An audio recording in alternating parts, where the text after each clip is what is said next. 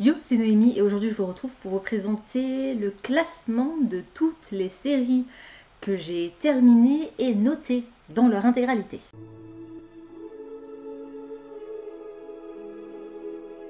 L'idée m'a été suggérée par un ou une de mes abonnés, du coup on est parti avec une nouvelle vidéo. J'aime bien quand vous me faites des propositions de vidéos, ça me permet de ne pas avoir besoin de réfléchir. Et ça permet de compléter le calendrier des vidéos que je vous sors. Cette fois-ci, on va faire le classement de mes séries, mais alors pas toutes mes séries. Parce qu'au départ, j'étais partie pour faire le classement de toutes mes séries, mais ça aurait été beaucoup trop long. Là, la vidéo va être relativement courte, en fin de compte, parce que je me suis aperçue que des séries que j'avais terminées et dont j'avais noté chacun des tomes sur Livre Addict ou Goodreads, et ben il n'y en avait pas tant que ça. Parce que avant, je notais pas forcément tous les tomes. Maintenant, je le fais. Mais du coup, ça va être intéressant parce que vous allez avoir un peu de tout. Et je vais essayer à partir de cette année, donc 2022, donc ce sera pour l'année prochaine, la prochaine vidéo que vous verrez, ce sera en 2023 probablement, de faire en sorte de noter systématiquement bien tous les tomes des séries que je termine. Et chaque année, vous aurez des séries différentes puisque je reprendrai uniquement les séries que j'aurai terminées dans l'année, normalement. Du coup, j'ai mon téléphone avec moi, je vais faire ça sur le téléphone, ce sera plus simple et je vous mettrai par ici l'enregistrement de l'écran de mon téléphone.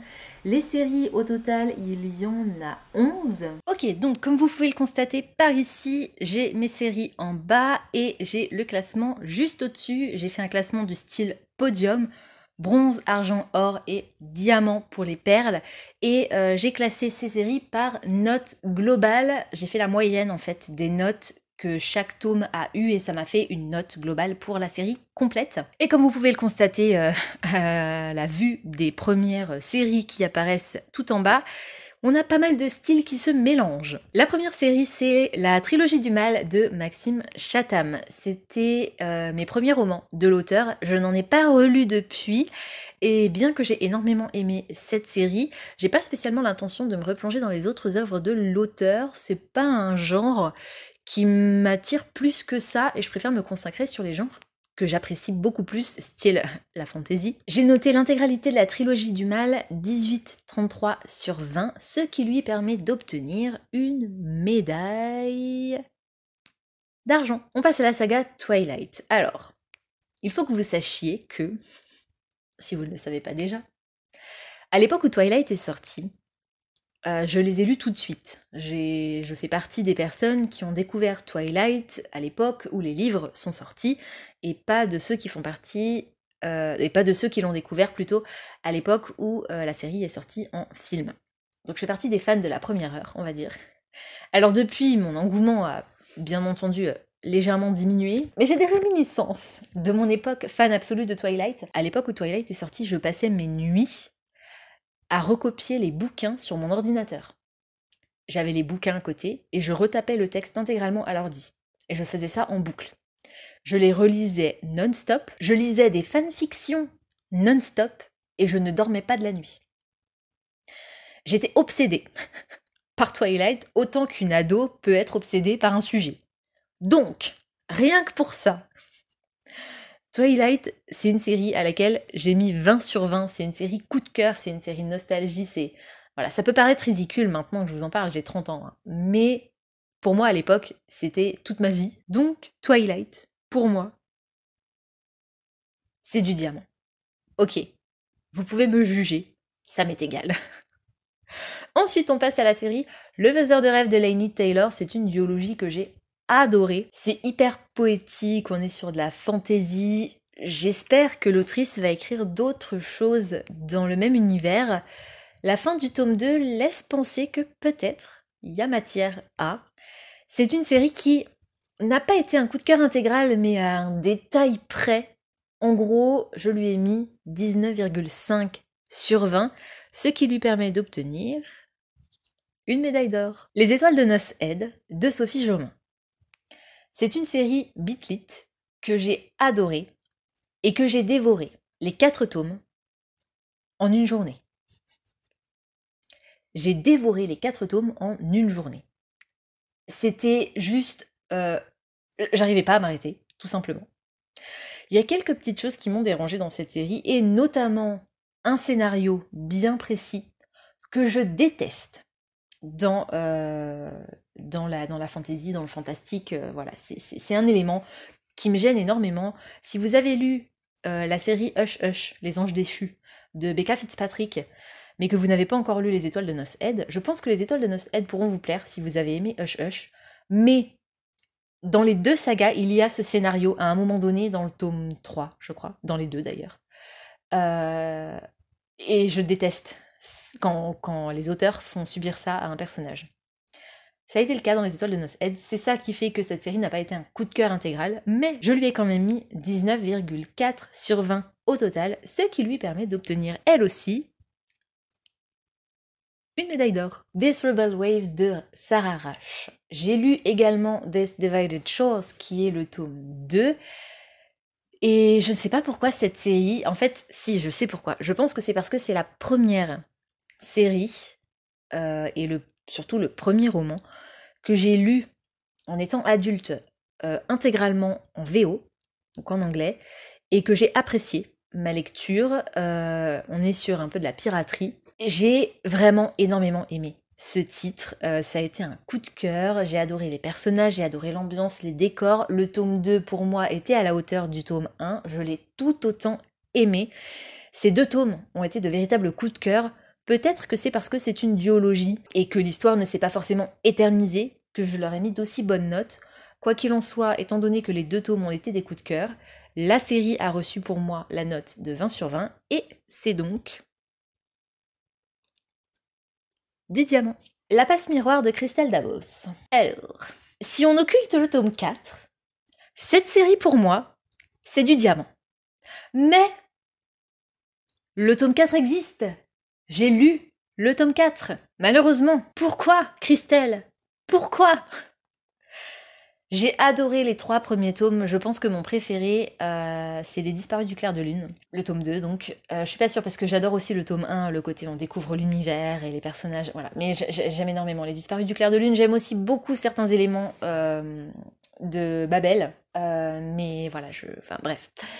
La tempête des échos m'a tellement déçue que ça a presque réussi à me gâcher la série. Cependant, on est quand même à 18,25 pour la totalité de la série, ce qui lui permet d'obtenir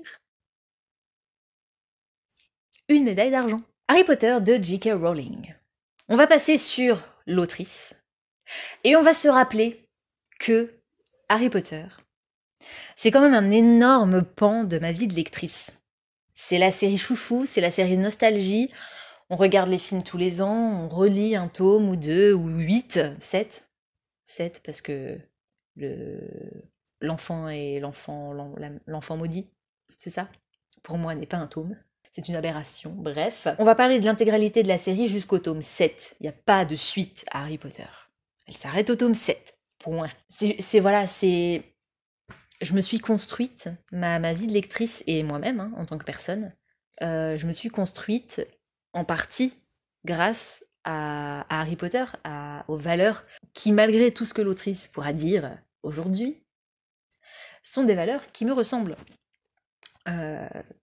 Et ne sont vraisemblablement pas les valeurs de l'autrice, puisque je crois qu'entre le moment où elle a écrit sa série et aujourd'hui, il y a eu un truc qui s'est produit.